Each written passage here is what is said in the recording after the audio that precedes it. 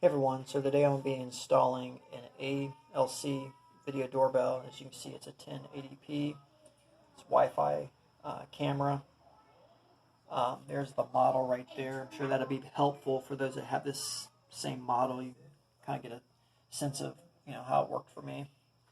And I chose this versus the Ring doorbell just because it is cheaper in price. Now it turns out that this one does not allow you to do a battery setup. That's a good thing because your battery's you don't have batteries, so it's not going to die. Not going to lose power if you forget to replace the batteries. The only thing is for me, I don't have a doorbell, so I'm going to have to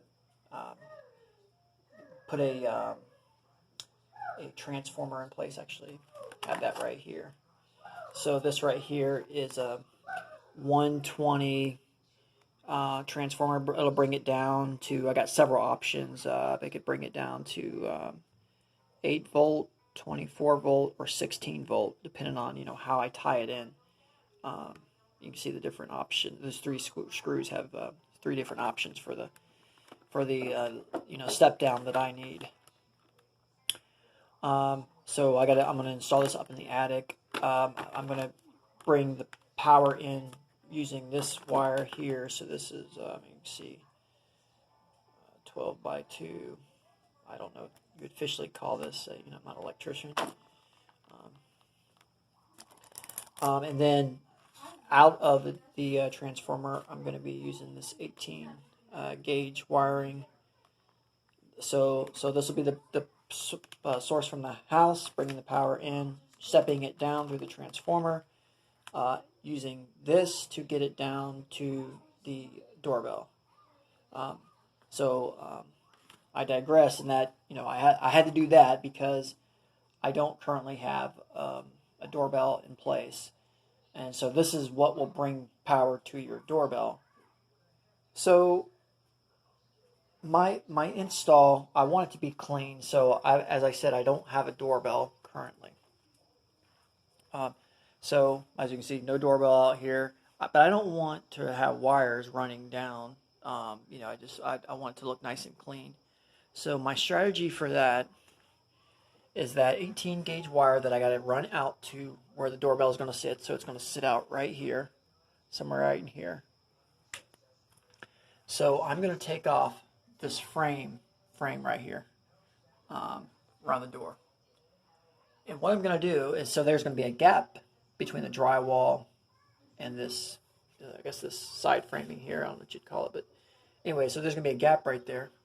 So I'm going to run. So I'm going to take this off. I'm going to drill a hole diagonally to where I want the doorbell at, on the other side of this wall.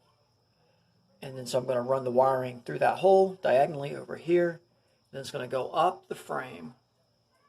And then I'm going to run it underneath this short span of drywall here up into the attic.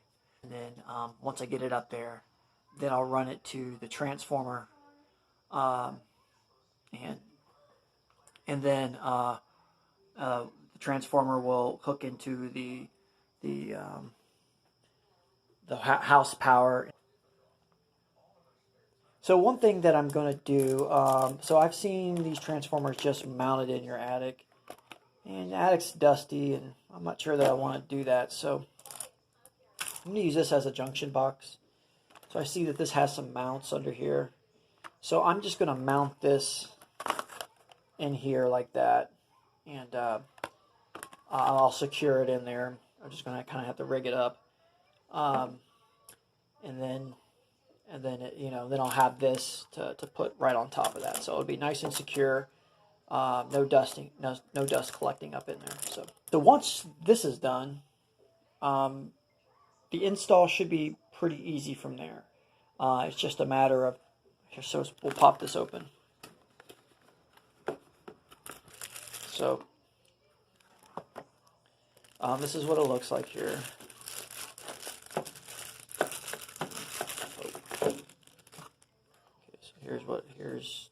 Here it is. So it's got where they hit the doorbell. It's got the camera that comes on. Looks like a little mic to pick up any sound, and not sure where like the speaker. But anyways, it's got a speaker. Okay. Then in here you have like your plates for mounting it. So depending on what angle you need it at, there's these little plates here for that. It's got some 18 gauge wiring. And then this is, so if you have a doorbell in place, say if you have a digital doorbell, then this is the interface here to hook it up to that digital doorbell power source. So it'll transition it. But if you have a standard doorbell, you're going to just wire it straight in. So again, this is easy. If you have a standard doorbell, you're just popping off that doorbell and then, then mounting it on there. Got my drill ready to go. Got a narrow masonry bit. It's rather long, and that's because I'm dealing with center block here, so I got to make sure I can punch through. But yeah, narrow. That's because I'm dealing with 18 gauge wiring. So found a recommendation for when installing a doorbell being 4 feet up.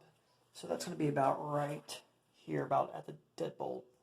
So, and what I'm going to do, so as you can see, get the trim off and got me a space here between. So you got the drywall here, frame here, and then there's a space here where that wire can run very easily. So I'm gonna go at it at an angle, and put that doorbell somewhere out there, so that that gauge is gonna, or that wiring is gonna run. So from where that doorbell is gonna be at to here, and then it's gonna go on up this gap. I'm going to put a little hole like here to get it behind this drywall, and then I'm going to push it on up into the attic. So finally got it. So I'll just start it in from the other way. If you do your bits too narrow, I did stick it back in there and just kind of rounded out the holes a little bit more, and was able to get it in through the other way. Got a notch here to get it up, at least to where the trim was, because obviously I don't want to see any holes in the drywall. So, and then I used that same drill bit and drilled at an angle, because I need to get past that header piece of wood in there. And so now I'm pushing it. Actually, I measure this first. I'll show you real quick. I just measured. So this is how much wire I need to get to the ceiling. So I measure that out,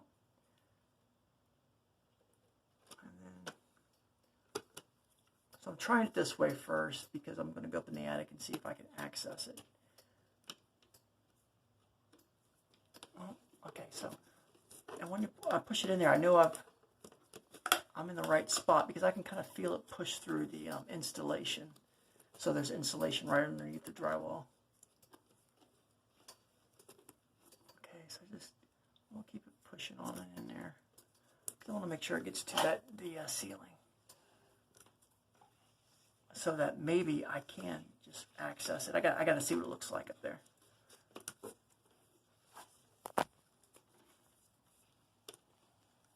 All right, okay. So it's just kind of fixed right there. So it may have hit the ceiling and just kind of started bending towards the top there. So hopefully it went high enough. And we'll go up into the attic and see if we can pull it on through. That wire came pushed right on through. Now I think about the ceiling drywall, doesn't go all the way to the block. It just goes to the drywall on the wall. So there's a gap, right there at the ceiling. And so now I can just pull it on up. And I'm going to stretch it over to where it will, where I will mount the transformer. All right, so now that I've got the 18 gauge cable run up into the attic into the location where I need to be at, I'm going to use a staple gun to get that get the wire secured along the rafters, so it's just not something that could be tripped on and damaged if there's any work that needs to be done in the attic. There are like staples that you would nail down, but I don't have the right kind. So I'm gonna try this. I think this is a little questionable approach, because if the staple goes too far down, a fragile, thin 18 gauge wire could be severed. So, but the wood up here and the rafters is pretty solid, so I'm gonna take my chances using this. Okay, you can see there's an example of one where I put the staple in, and actually that worked out really well. What I ended up doing was just kind of holding the staple gun a little off the wood, so it wasn't that when the staple hit, it didn't sink into the wire. And I just came back through with the hammer and just tapped it down to give it a little bit of firmness and a better hold. So that worked out pretty well. So we've got the doorbell here. We're going to look at the back of it and see what kind of input that it needs. So it needs 12 volts to 24 volts AC. Okay, so the transformer is going to provide that. So it brings in the house power. So it brings it in 120. So black is where the power is going to come from. Then you got your white for neutral, and then the ground. Okay, so you bring your power in. Obviously, that 120 volts is too much for your device, and to go over that 18 gauge wire. So this transformer here steps it down to what you'll need. So if we saw on the back of there, you'll notice that it said between 12 and 24. So I got several different outputs here. I got 8 volt, if you see there in the top left corner, and it tells you which terminals it's pointing to, those that you'll need to put the wires on. Then it has 16 volt, and then it has 24 volt. I'm going to go with the 24 volt, just go to the higher end, because there is some a little bit of loss of voltage on, depending on the length of your wire. So, and you'll notice right beside the 24 volt it says 20 VA. That's your wattage. So I found a chart online, and so it said that for 24 volts going over 18 gauge wire, with 20 watts, it can go up to 217 feet. So I'm well within the range of. So I'm not going to, it's going to be adequate by the time the power makes it to the doorbell. So just something to consider if you're running wire really far. Look at what is your voltage, what is your watts, what's the gauge of the wire. There'll be, you just look online, you'll find charts to kind of show you if your wiring's too long. So advise you have an electrician install this to bring in the house power, because when you're dealing with the 120 volts, that's obviously significantly more. And then on the other side, you can do that's low voltage, not really a big deal. So this would be applied into one of the circuits of the house, installed into a junction box, and then once that's in place, then you can tie your wires in. So in my case, because I'm doing the 24 volt, I'm going to use those left and right terminals as those wires. I just wanted to show you real quick. So the type of transformer I'm using, there's the model number. I think that's important so that you may have something different. So just make sure you follow the instructions provided with that particular device. It may be hard to see, but I just want to show you, this is not where I'm mounting it. I'm putting it in this junction box here, where it's got a power source right above it. So I just want to show you, because the way I'm mounting it, it's going to be hard to mount the wiring once it's in the junction box. So I'm going to mount it out here. But anyways, what I wanted to point out here is that so I got it plugged into the 24 volt configuration, and there was no specification in the instructions on which wire goes where. So it doesn't matter how you tie the wires. So I got this mounted. I had to kind of just drill some holes at the in the transformer. See, you see the screw back there?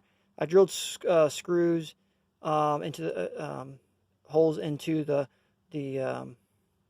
stud here that this junction box is mounted to, and so just ran that screw through the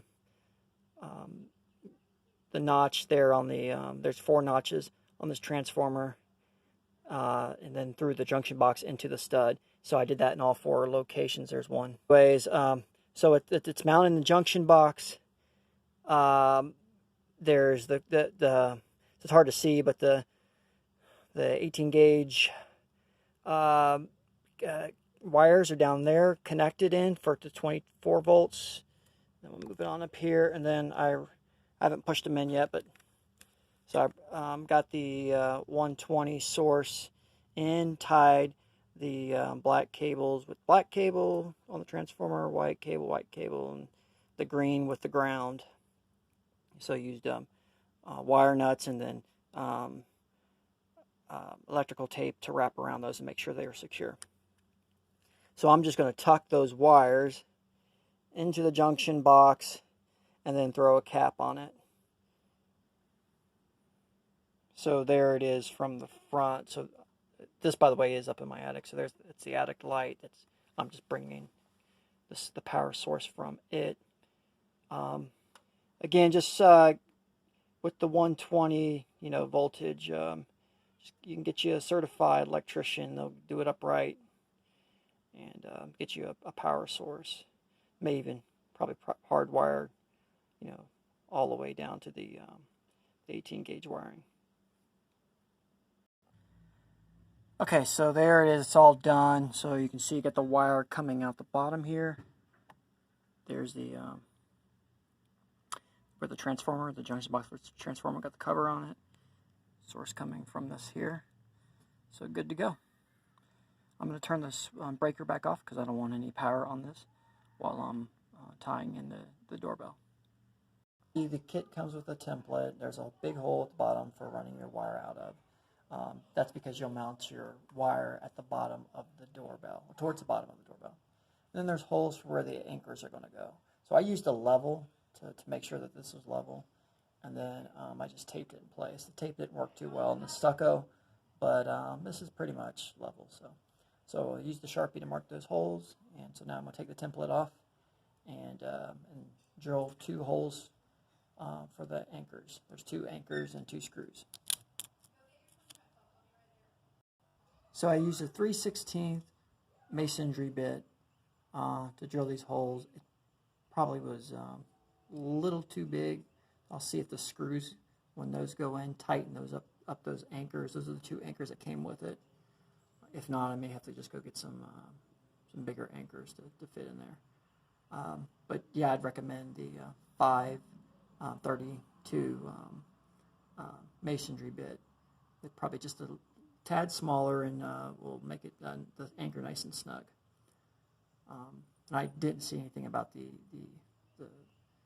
hole size that they recommended, or the bit size that they recommended.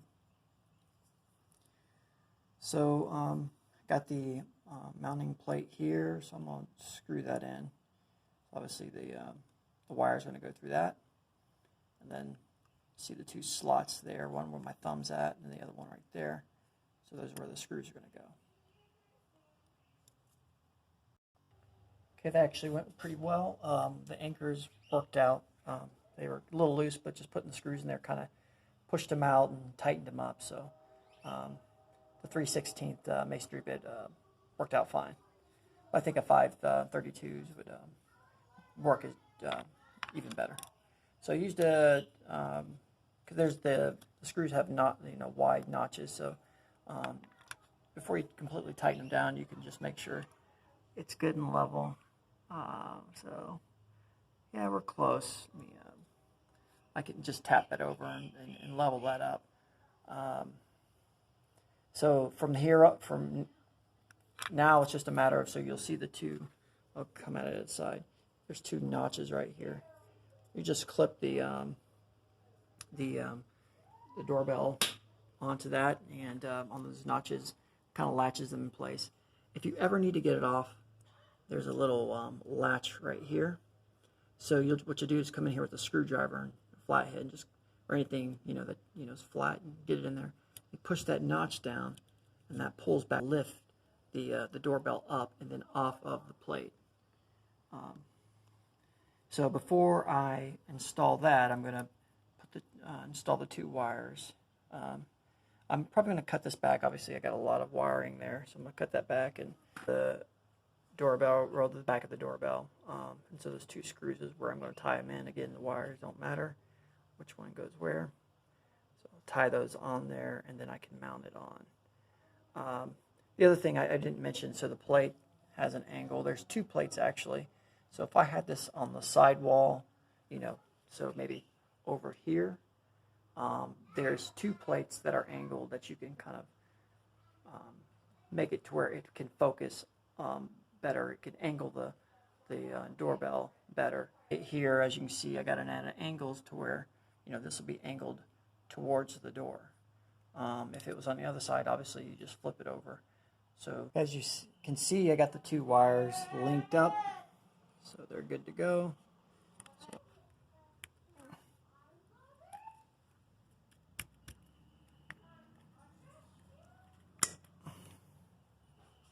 okay, so there it is. So take this bad boy off. Go apply some power and then see what our next steps are. Okay, so now I just applied the power and that's what it's doing. So I'm going to read the instructions and see how I get this thing configured and ready to go. And turn your circuit back on. That low voltage line is tied into through the transformer. It'll power it on and it'll flash. So that's when that flashing is saying, hey, it's not been recognized, tied into a network or anything. So what you'll do is you'll go out to Google Play or the Apple Store or whatever. I have Android, so I went to the Play Store, is what they're calling it, and you'll look for an app called ALC Site HD. So and so that's what it looks like, ALC Site D. Obviously download that. Once you get it downloaded, you'll launch that app, and that's when you just follow the instructions for initiating a connection. You have to go stand within 2-3 feet from the device, and make sure that Bluetooth is enabled on your phone. And then within the app that launched the ALC Site HD app, and those 2 devices will make a connection. You'll select the device that you're trying to recognize, and then you will establish a PIN for it, a security PIN, and then you'll get it connected to your network. So make sure you have your network password ready to go to select that and everything. So once you enter all that in and select the network, it'll connect to your network, and so it'll be a device that you can now connect to over your Wi-Fi. And at that point, it can begin functioning. It's going to begin capturing any movement in front of it. You go and you add additional, so you want multiple phones are in the house, and so you had the first phone that already did the Bluetooth connection to it. So just something that wasn't intuitive for us, and maybe in the instructions, probably didn't read them, but something that was not intuitive for us is adding to a phone that didn't establish that first connection. So what you'll do is you'll go to the phone that made that first connection, the app right here, and so you'll go to let's see, edit, hit settings up here. Now this is important because you don't have these numbers anywhere on the box or nothing. So go to the phone that's already established that Bluetooth connection, and it'll have this information in it. It'll have the system name and the DID or the did ID. It obviously, that service security code, hopefully you remembered it. And so you'll just go to that additional phone with this information. And let me see, even go back here.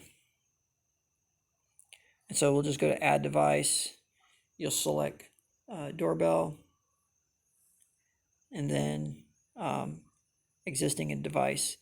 And so there you'll add in, that system ID or the did. You can just add one of them, add the security code in, save it, and boom, it'll recognize it.